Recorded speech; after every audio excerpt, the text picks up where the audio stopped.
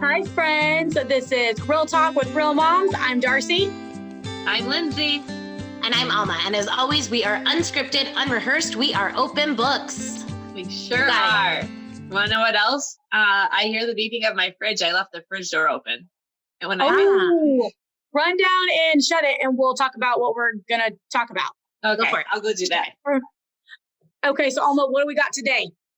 All right, guys. So today we're going to go over the first, I guess, let's just call it the first week or two of coming home from a hospital with a brand new baby and the experiences and the struggles that we suffer as parents that we don't really talk about because why don't we talk about it? Huh? Why don't we talk about it? You know? Exactly. I was going to say it's put in our heads that we just should know, that we should know what's happening.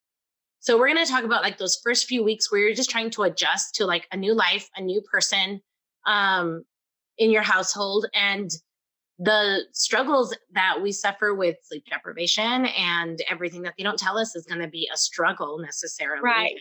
And, I think people aren't talking about it. So whenever we're experiencing it, we feel like we can't talk about it because we don't hear about it. So we don't say anything. It's a huge cycle. Yeah. Yeah. It's horrible, and then, and I think this is I think our viewers are probably seeing an order here. We're going from pregnancy, labor, how we fed our child. And now we're going right into just that first week home. And even if, I don't even know if everyone's going to remember it because it's kind of a blur. Well, and I think that's what happens is that you go, oh, it wasn't that bad. But at the time you felt like you were drowning. Yes. And I'm hoping that more than less people feel this way because I feel like it's reality. Like babies cry and they wake up and all that stuff. We do have some people have really good sleepers. I had really good sleepers, but I still got up in the middle of the night. Yeah. So I went from literally completely drowning to at 8 weeks when Gia started sleeping through the night. Well, 8 hours a night at that point. My whole life switched. Because I no longer, at 8 weeks, I no longer even did one wake up a night. And it was you feel sane. You feel put together. Yeah, sleep is a huge factor. If I went any longer than that, no, I would say if I went any longer than 5 or 6 months without getting a full night's because we know my full night's rest means that I'm probably going to bed 4 or 5 hours after Gia, so I'm not going to get sleep. Still, even if you're going to bed 4 to 5 hours after, you have your time, time for you without baby sleeping. And I think that's really important. I saw a meme once, I don't remember, I don't quote me on the exact words, but I saw a meme once on them saying that as a torture device, they use sleep deprivation. And as mothers, we have to just adjust to it. We do. We have to just be. And it's not considered, especially if you're a mom that goes back to work right away. You don't sleep. I was lucky. I didn't have 4 months off. On that, your brain needs its rest, right? Yeah, absolutely. I had 4 months of maternity leave, and Gia was sleeping through the night by month 3. So I literally felt okay, I actually can do this because I had 1 month left of being able to mom. Oh yeah. Before I had to go back to work where I could handle it. So, and Lindsay, you'd mentioned in our labor and delivery episode where we talked about you wanted visitors at the hospital because you wanted no visitors at home. So, because you mentioned you started a pretty strict schedule right away. Yep. Yeah. So, I love when people say, when I tell people, Gia started sleeping 8 hours in the night by 8 weeks, and then she was sleeping 12 hours a night by 12 weeks. People look at me and their favorite thing to say is, wow, you're so lucky. And I'm I worked really, really hard. Thank you very much. I feel like that's something though. I hope when someone's complaining about not getting sleep, you just nod and smile. Oh, that's awful. Hopefully you're not I can't relate. Gia slept, that's half the reason I'm not on mom, half the reason I don't do well on Mom Talk because I can't relate. So like when every mom's talking about being exhausted, I just like throw a bunch of hearts up because I'm like, yeah. And so like that was your experience. And I feel like there are a lot of moms that experience. Also, like, but the idea that people say like, oh, you're just so lucky. No, I'm not. Like, I did actually work really hard on that. Right. I started my schedule from the very beginning, and we had a lot of bumps on the down the road. And like Darcy's saying, like, did you want to have people come over? And like, I would have like. I wish that Gia was born in a pandemic, so I had a real reason to say, please don't come over to my house for the first month. Right. Like we were honestly scheduled. Gia, you'll see, like we had an awful experience with eating. So when we did finally get her down for a nap, I didn't want people coming over and waking her up. Right. Like, we were trying to work on something, and it did hurt a lot of people's feelings when I said, please don't come over right now. But also, like, I was a new mom trying to deal with the fact that I had just given birth to a child who's having issues, who I'm trying to get to sleep. And I honestly don't have time for your hurt feelings right now. Like, you are whoever, you might be the aunt, the uncle, the grandmother, you don't get to have hurt feelings because I want to give my child a certain nap schedule so that when she does sleep over at your house at 3 months old, she's sleeping through the night. Right. Well, and they can have hurt feelings, but you don't need to express it. I mean, there's no reason to ever say anything to the mom. Like, wow, my feelings are really hurt that you won't let me come over, or I'm upset. I mean, just like, you can have hurt feelings, but like, no one to keep things to yourself. Cause like, that doesn't put that just puts more pressure on you, or like puts more your way that you don't need. And then you feel like you have to entertain people. Like, you're like, okay, I get you something to drink, something to eat, whatever the case may be. You know, I didn't but like, my house is always a disaster after they left. And they would come over in like rows. Like, it was like 12 people coming over at a time. And I'm like, I get it. I have a big Italian family and I have a big Polish family, but like, I'm exhausted. And like, when you leave, like, you did as much as you could to clean up my house, but I still look at it and I'm like, this is disgusting. And now, like, I have to clean up my house. Right. But yeah, so I was not into visitors my first week. Did they come? Yes. Did I like it? Yeah. No. I felt like I wasn't, just like the hospital, I was so sick. I couldn't or didn't want anyone there. And then I had a hard time adjusting to motherhood. So with like the getting only 20 minutes of sleep every 2 hours, I just didn't want people to come over. To your house though still? Yeah. I mean, and I have friends, and I love this friend, but she would be like, hey, just let me know, when I can come over, I want to see. And I knew people wanted to meet Kennedy and stuff. And so I'd be like, okay, I'll let you know. But honestly, if I was awake, I wanted to be sleeping, or I wanted to just sit and like cry, or sit and like eat. I just wanted to, like, anytime I had that I was awake and she was sleeping, I just wanted to have a conversation with Paul and have us sit and talk. Like, I just really valued my time, or honestly, I was just in a really bad place. And so she ran the doorbell one evening, and I was like, who is that? And like, it was her, and she was like, hey. And I think she probably brought dinner, but she was like, you haven't responded on when we can come. So, and and she meant well and stuff, but I mean, I was like, so now you're not my friend ever. Right. Well, and like, I ended up having a good time visiting with her and talking to someone on the outside, and it ended up being a good experience. But still, I was just like, ooh, it was just one of those things where it was just such a hard time that I didn't, or like, I felt like I needed to like kind of put myself together when someone would come over. Yeah. Although I know that's not true. I wouldn't care if, my friends. No, agree. So, I should also separate that, because I appreciated the people who said, when can I come to see Gia? Not the people who are like, well, this time works for me, and and I got to get this person here and that. So like, I'll be there at this time. And like, no, like, that's not, like, you don't get to schedule your time into, you know what I mean?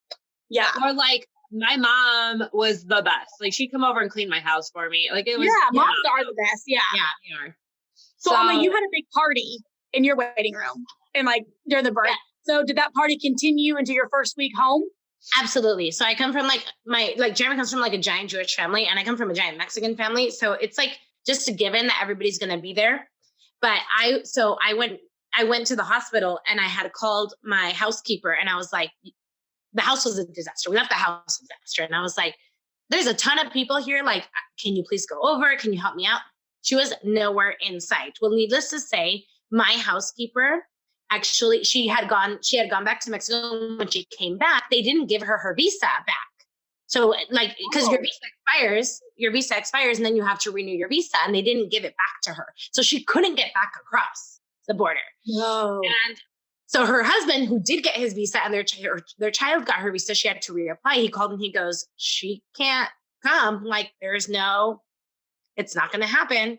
And I was like, crap. And she was also the person who was going to help me with nannying and things like that. So I was like, out a housekeeper, out a nanny. That's a huge thing to put on a new mom, like finding out that you don't have that help when you were expecting it. Oh yeah.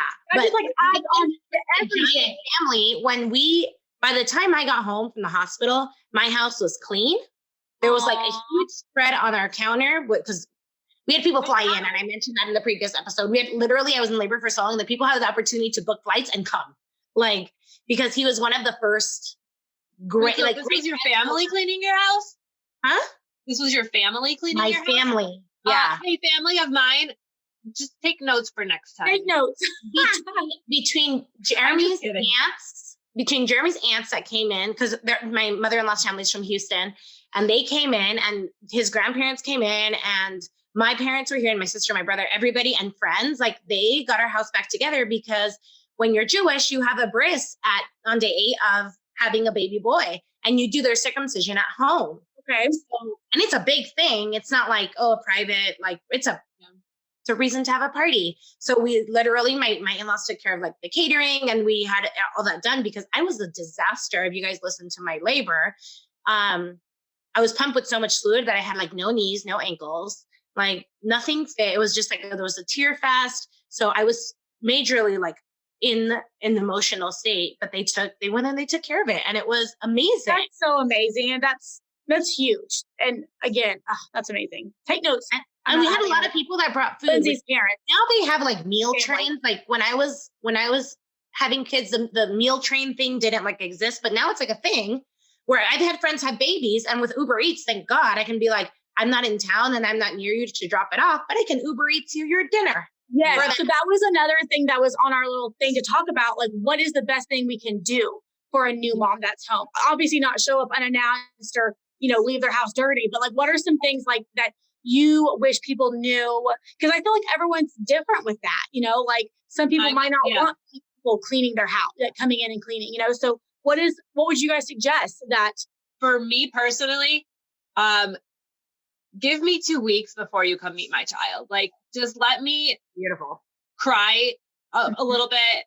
Let me, like, my boobs come down a little bit. Let me just meet my child and put them on a tiny bit of a schedule. And like, let me just kind of get back to normal. By like week, I'm not normal still, and she is going to be 2 in a month. But by like week 2, like 4, 5, like at least like we're coming back down to reality. Like we're not just like, right. living. Well, so would that be advice that you would give everybody? Like, be respectful about time. Would be I'm trying to think of like ideas. Like, I mean, for me, I didn't want a lot of visitors in the first month. Right. So just be respectful of time and give them the, let them tell you when they're wanting visitors and not be pushy. Okay. Yeah. I feel like it was don't super be like hurt or offended by it. Just understand that like there's a lot going on. That's a good point. Yeah. Just don't take it personally. It's not you. It's them. I'm like, it's not you. It's me. Like, they didn't care. Like my close friends, when I'm like, ugh, I'm tired, don't come. They're like, okay, no problem. Or if I'm like, yes, come over and hold this baby while I take a shower, like they'd be like, I'm coming right over. And I could like when I had Jaden, I didn't really have people at the hospital that first day, and I was really sick from the morphine. And we had his godparents come in, and they were that couple that got married 2 days after he was born that I had the giant tent dress for.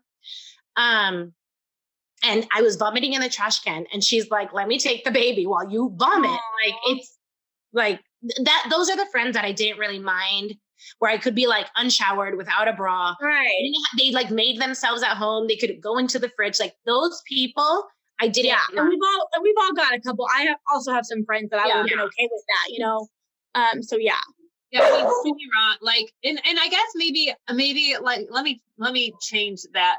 Don't like try to bring a party to my house. Like, if you want to come in like droves and like sweep my kitchen floor when you're like, if you want to come in like a few people, sweep my kitchen floor, make a meal and then leave.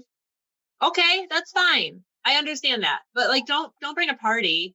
Right. And like, right. Be respectful of the amount. Be like, are you okay? Is everything okay? No, I'm exhausted. I'm emotional. Tired. I'm thinking about having to clean my house when you leave and getting this kid to bed at a reasonable time, but it's 8:30 and you guys are still here. Right. So I think now after having kids, and a lot of people I feel like that don't have kids expect that like that of you. And that when you have kids, you finally kind of realize that you inconvenienced people when you didn't have children.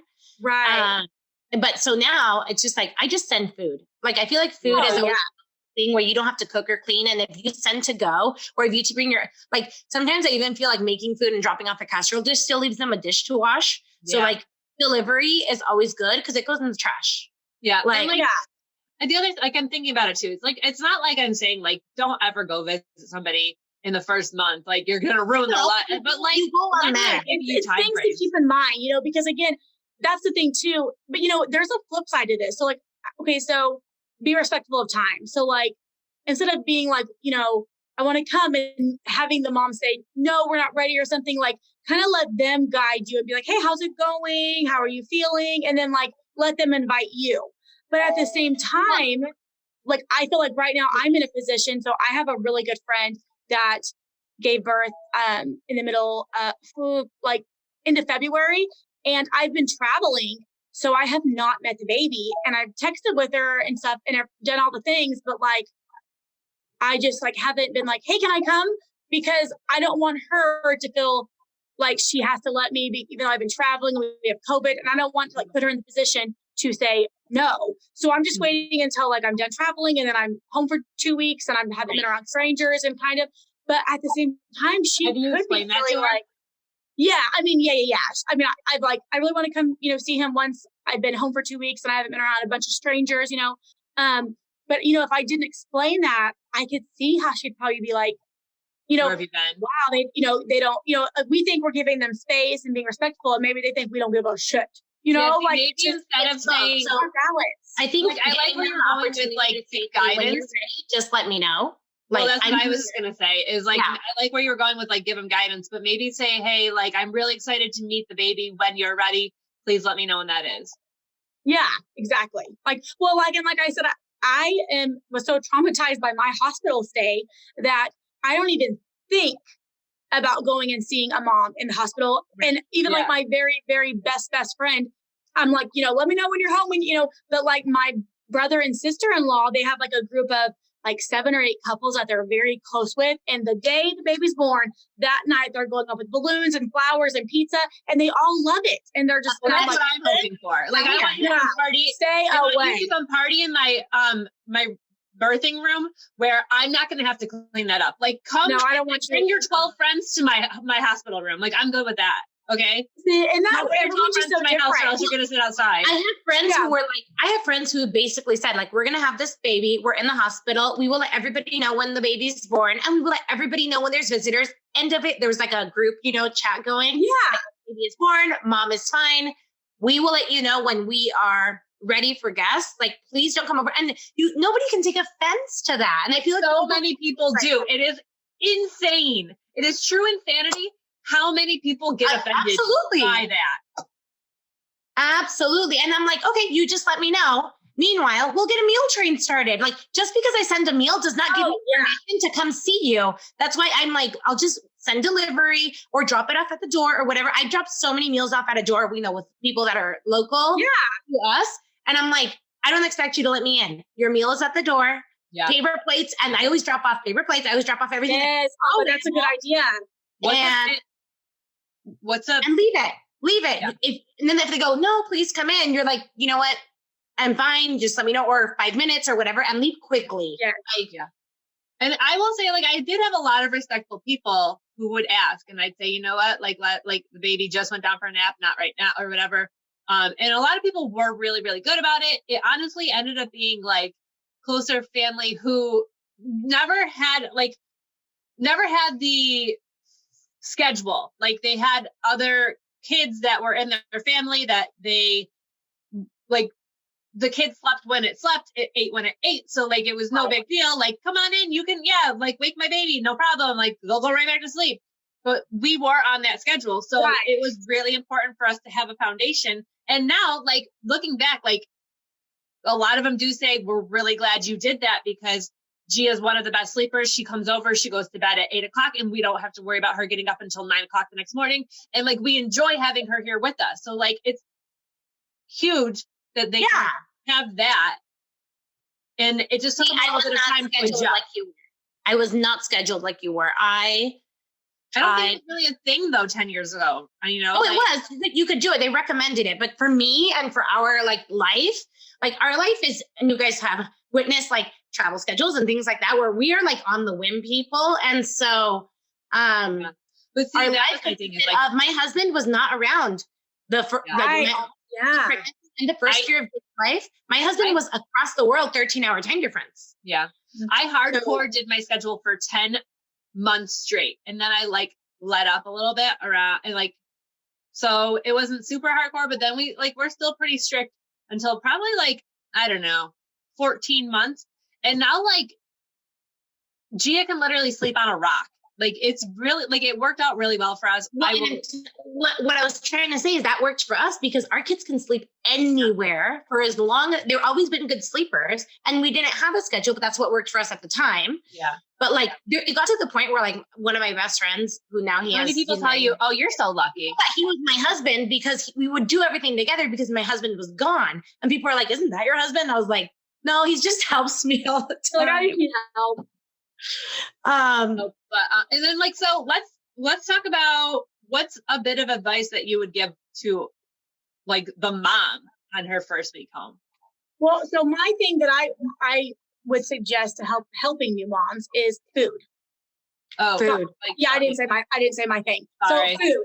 No, you're fine. But yeah, I just remember food being like I had food delivered, and then like I had my aunt both of my aunts made like 2 meals, things that like casseroles and stuff. And I just remember, at midnight and 2 a.m, 3 a.m, I was eating a casserole and a salad because that was my dinner. And I just remember several times, like again, hormones, but crying and being like, it's so nice. All I have to do is heat this up. And it was good food. I love the good pizza. Yeah, I love the good pizza and the junk food, but it was also nice to have home cooked good food. So yeah, good. And then that was another thing that like my mom. So with your C-section, did you guys live in a 2-story home? Yep. No. Okay, so my mom would come over at 10 a.m. every morning for the first 2 weeks, and she would get me and Gia down the stairs, and then John would come home from work and he'd get us up the stairs. But so when she would come over, she would bring a meal for us. Yeah. And like I didn't think anything of it because it's just my mom. But she did it all like literally all the time. Yeah, it was the nicest thing because it was like she was only there for 20 minutes. She got us down the stairs, but then we had a meal. Yeah. Oh, yeah. Well, and that's, I think, probably the only thing I can say about my whole pregnancy and labor and anything experience that went somewhat in my direction. My C-section recovery, no problem. I was up and down those stairs day one. Like it was so wild. I just had no problem. I still have a bulge.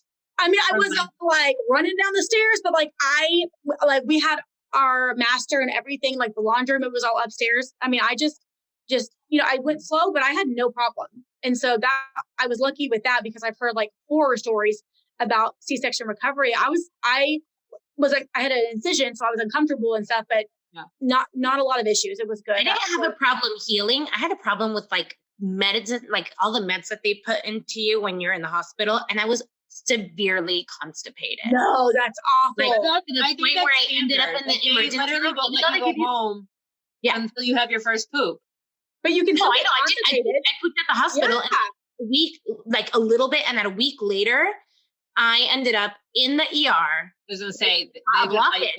A blockage. And I'm regularly not like I don't have a good digestive tract. Like this was something that I worked on over the years, and now it's fine. But like I ended up in the ER with and they had to do like those like super enemas until I was able. I'm surprised they let you. You just didn't tell anybody for a week, because normally they wouldn't let you go that long. They would get you right back in. I probably didn't even.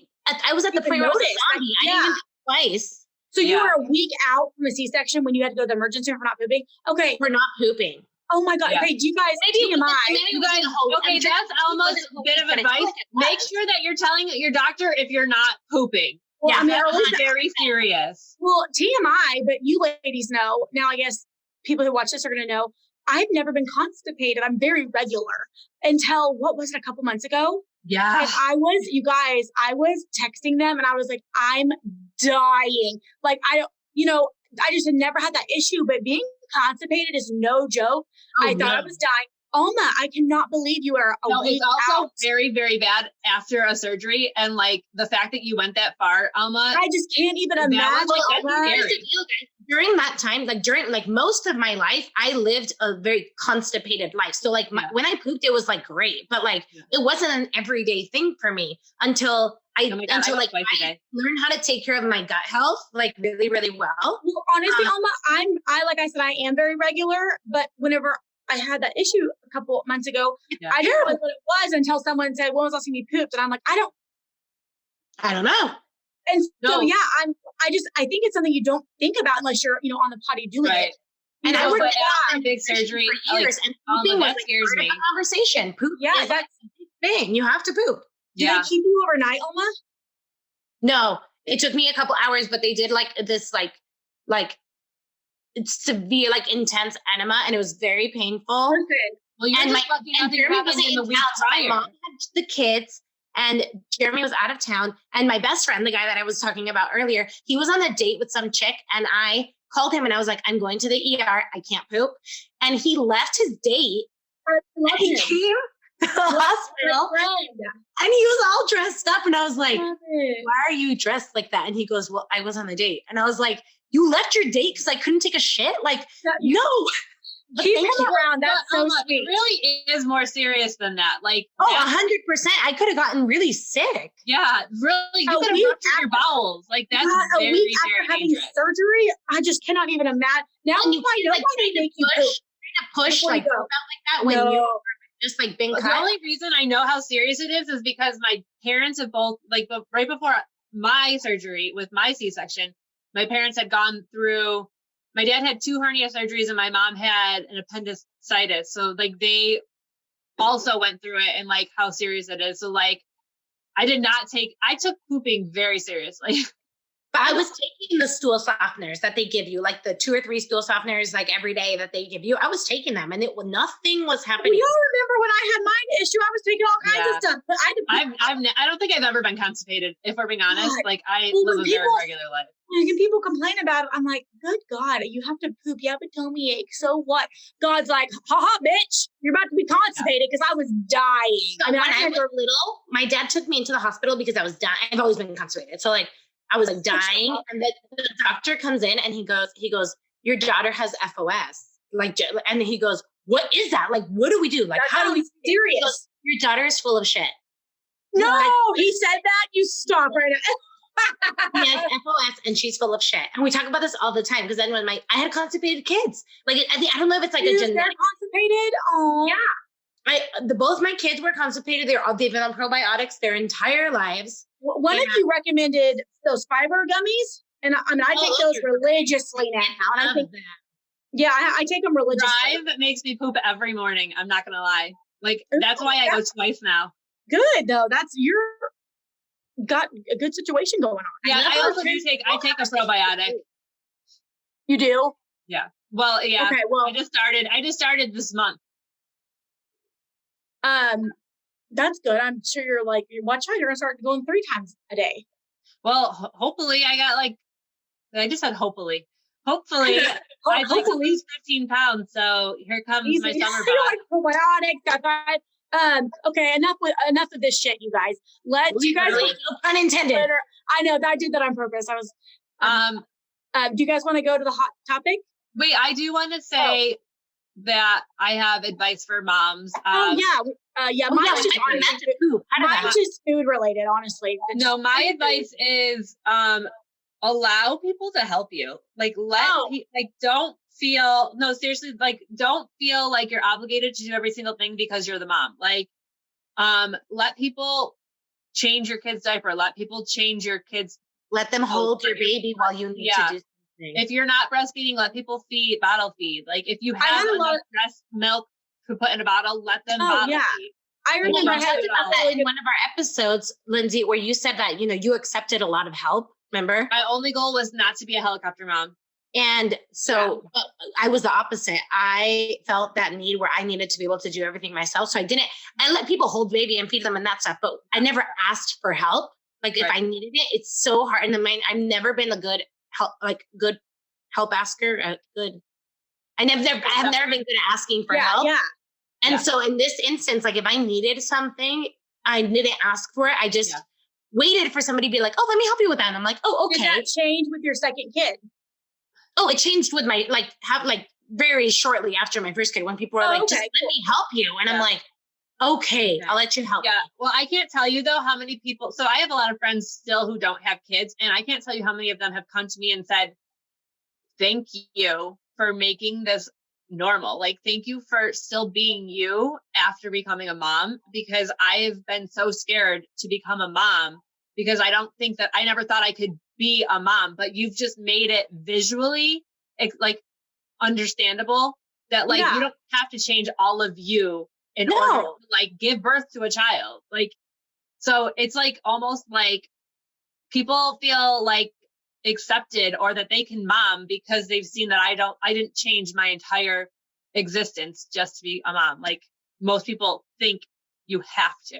And I feel like when people say, you have kids and your life is over, I never ever thought that I'm like my kids. And this is why I think we chose not to be as scheduled as you were, Lindsay, because as part of it with our travel schedule and my husband's travel schedules and things like that, we had to adjust.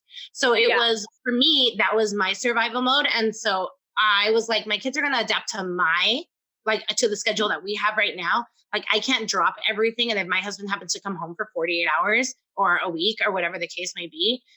And so it worked for us. Thank God. Our kids sleep great and they've always been really good sleepers, but, I didn't want to. So my kids are world traveled. They travel well. They just pick up and go because that's just the type of family that we are.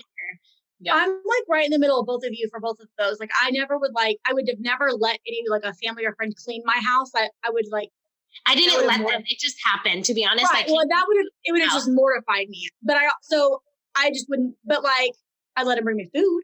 But I also, I definitely didn't ask for help, but I also didn't feel like I couldn't. So I was just kind of in the middle. I think I let other people guide, if they wanted to bring food, I let them, and if they, but I didn't ask them to.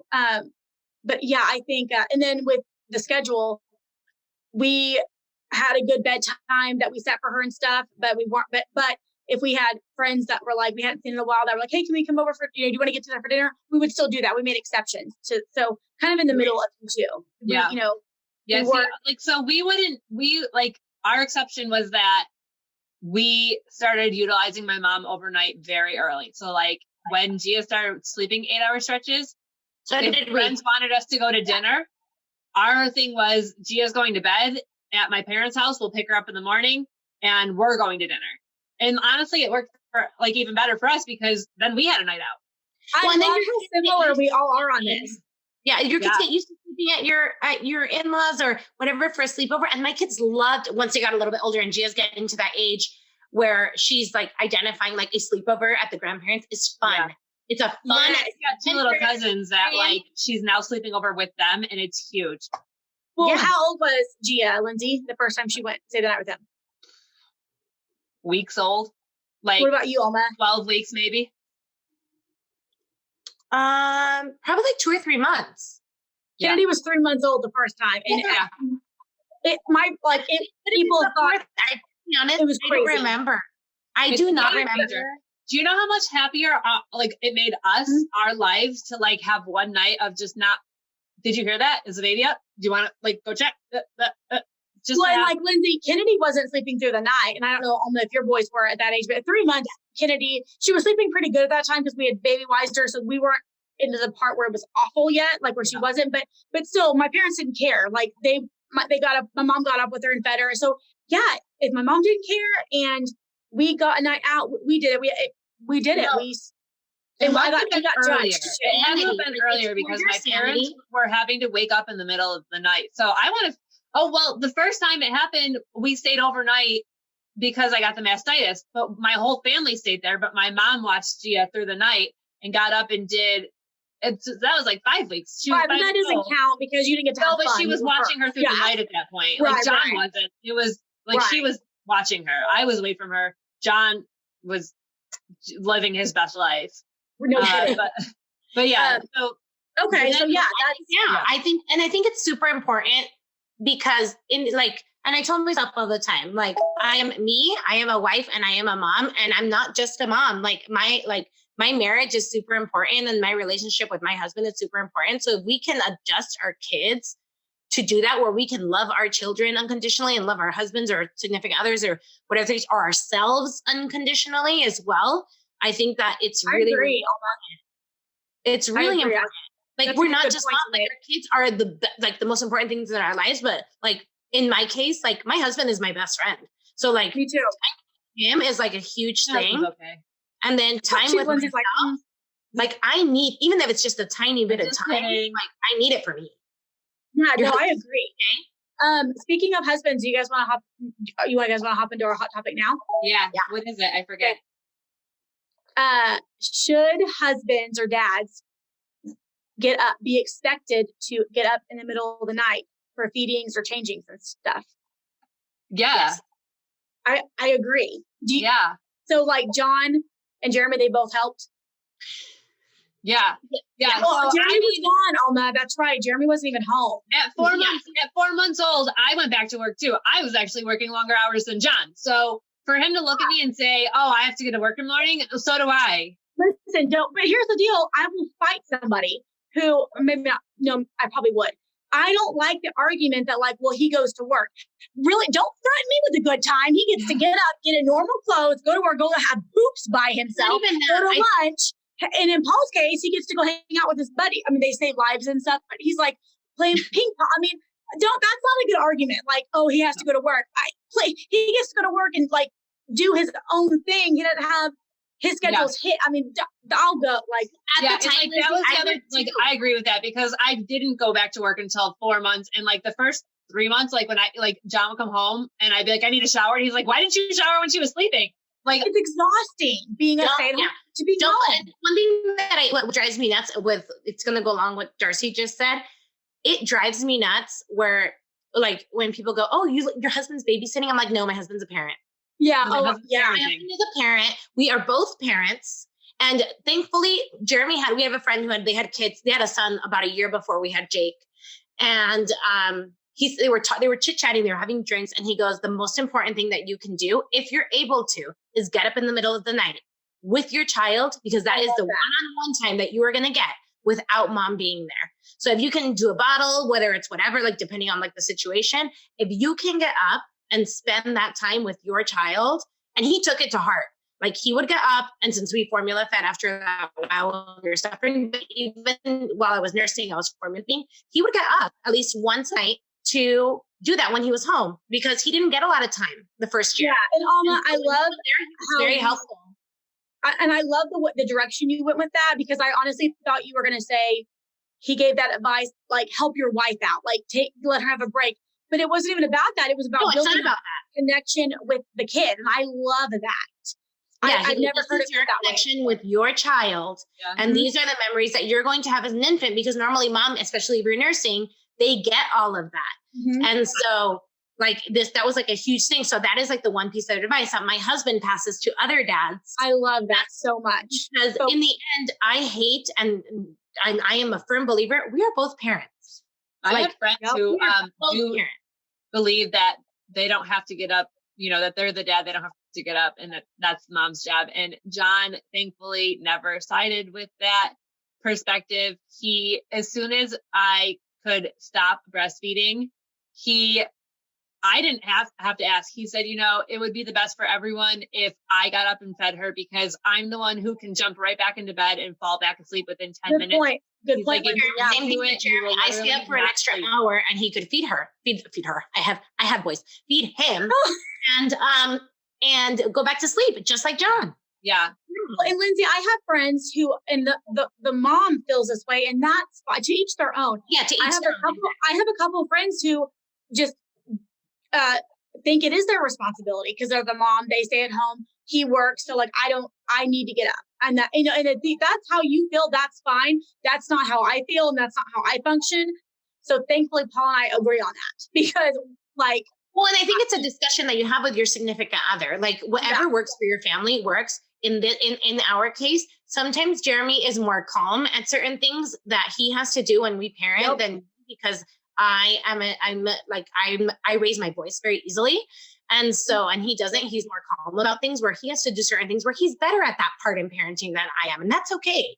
Like, it's definitely a dual, responsibility. So so that's, again, it's something we all agree on, which I think is really cool. But like I said, I'm curious to see, what everyone else kind of thinks about that. Yeah. So I mean, I have friends who let us know. Also, you guys, when you're watching this, like, give us more topics that you want us to like touch on going forward, because we want to like keep talking about things that you want to hear. So, exactly. Well, we have a special guest that I think would be really cool to bring on. That is a psychiatrist that talks about ADHD and stuff. And we haven't really touched on that, but it's I think something that a lot of people can relate to. And then let's take it up a step in parenting a child with ADHD. I just really feel like that's something. Well, and not even that. I think a good thing to talk to her about is every episode that we've had, the last few episodes have talked about our mental health as parents. And so I feel like our mental health changes dramatically when we become pregnant and then when we have children, and trying to manage like just life in general and our mental health. It becomes a really fine line between feeling like you're going a little bit crazy. And that's such a good point. Yeah. That's always discussed. How we cope and suggest. And we're gonna start to compile a few of our own, what we want to see, what we would want to see if we were watching. And we're gonna bring those to you guys too. So just stay tuned. Be excited because we do still have a lot of really cool things coming your way. We're gonna start introducing some guests that I think you guys are all gonna really love. But just drop us a few comments. Let us know how your postpartum journey has gone. Let us know who you want to see going forward. And as always, have a great night. Enjoy a cocktail, and we will see you guys all next week. Bye.